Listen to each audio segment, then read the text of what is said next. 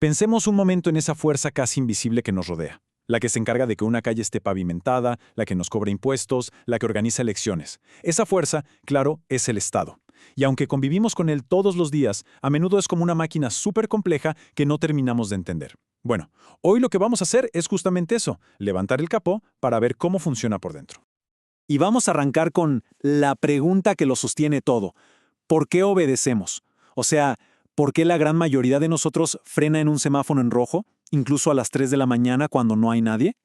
Esa aceptación de la autoridad es, en el fondo, el pilar sobre el que se construye cualquier Estado. Es nuestra solución como sociedad para no vivir en el caos. Ok, esta es la hoja de ruta para hoy. Primero, vamos a definir qué es exactamente el Estado. Después, vamos a investigar de dónde saca su poder. Luego, compararemos los distintos proyectos o modelos que puede seguir.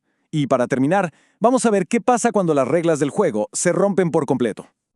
Bueno, vamos con lo primero. Porque, antes de hablar de su poder y de todo lo demás, tenemos que tener claro qué es el Estado. ¿Cuáles son, digamos, sus ingredientes básicos e infaltables? Miren, esta es la definición de manual, la del politólogo Georg Jelinek. Suena un poco técnico, lo sé, pero en el fondo es como una receta de cocina. Y la vamos a desarmar ahora mismo, en 3 ingredientes súper claros. Y aquí están. Estos son los 3 ingredientes esenciales. La receta universal para cualquier Estado. Da igual si hablamos de un imperio de hace siglos o de una república de hoy. Siempre, pero siempre, se necesitan estas 3 cosas. Un lugar definido, un grupo de gente que vive ahí y una fuerza con la capacidad de mantener el orden. Ahora, ojo, detengámonos un segundo en esto de la gente, porque no es tan simple.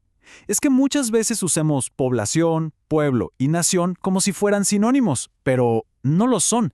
Y en política, estas diferencias importan y mucho. Pueblo se refiere a los ciudadanos con derechos políticos. Nación, en cambio, es más un sentimiento, una identidad cultural que nos une. A veces coinciden, pero otras veces un mismo Estado puede tener varias naciones adentro. Ok, ya tenemos los ingredientes. Sabemos qué es el Estado. Ahora viene la pregunta del millón. Si el Estado tiene el poder de mandar, ¿de dónde saca la autoridad para hacerlo?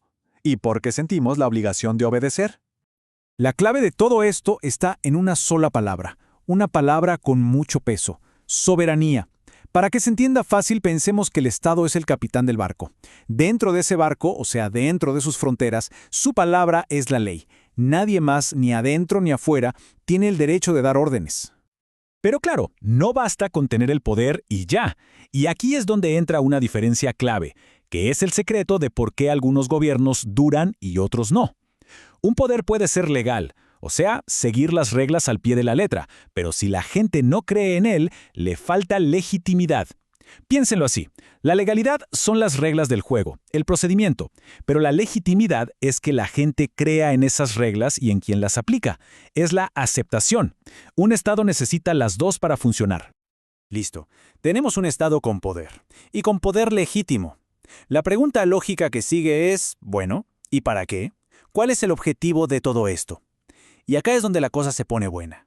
Porque no hay una sola respuesta. Hay diferentes modelos o proyectos sobre lo que un Estado debería hacer. El primer proyecto es el Estado liberal. La idea central es muy simple. La libertad de cada individuo está por encima de todo lo demás. El Estado es como un árbitro. Su único trabajo es asegurarse de que nadie haga trampa y proteger las reglas básicas, como los derechos y la propiedad. Pero no juega el partido, no le dice a nadie cómo vivir su vida. Del otro lado de la cancha, tenemos el modelo socialista. Acá la estrella no es el individuo, sino el equipo entero, la comunidad. El objetivo principal es el bien colectivo. Y para lograrlo, el Estado agarra la batuta y se convierte en el director de la orquesta, tomando el control de la economía para buscar, en teoría, la igualdad para todos. Bueno, ¿y no hay algo en el medio? Claro que sí. Ese es el famoso estado de bienestar, que de hecho es el modelo más común hoy en día. Es como un híbrido, ¿no? Intenta mezclar lo mejor de los dos mundos. Mantiene el mercado libre del liberalismo, pero le pone una red de seguridad socialista, garantizando servicios esenciales como salud y educación para que nadie se quede atrás. Como ven, al final del día todo se trata de qué priorizamos: libertad individual, igualdad colectiva o seguridad social. Y según qué respondamos a esa pregunta, el Estado termina siendo un simple guardián, un gran planificador central o esa red que nos ataja si nos caemos. Ok, hasta ahora todo muy lindo, muy ordenado. Pero, ¿qué pasa cuando todo esto se rompe? Cuando ese acuerdo fundamental del que hablamos simplemente estalla en 1000 pedazos. El nombre técnico para esto es discontinuidad constitucional. Y ojo, que esto no es solo pasarse una ley por alto. No. Esto es, literalmente, prenderle fuego al libro de reglas. Es cuando el poder se toma por la fuerza, ignorando por completo todos los procedimientos y acuerdos que existían.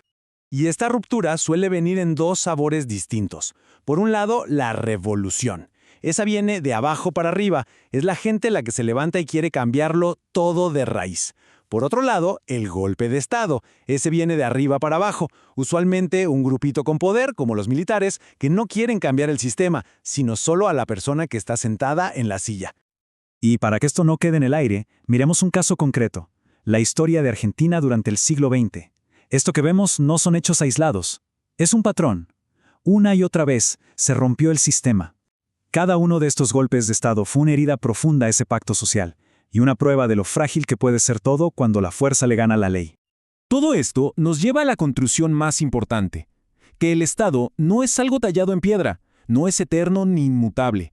Es, en realidad, un acuerdo, un pacto, bastante frágil, que se está negociando todo el tiempo entre los que gobiernan y los gobernados.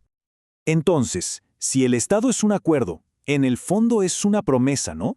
La promesa de darnos orden y seguridad a cambio de que obedezcamos las reglas. Y esto nos deja con una pregunta final, que queda flotando en el aire. La pregunta que queda abierta es, ¿qué pasa y qué papel nos toca cuando el Estado es el que no cumple su parte del trato?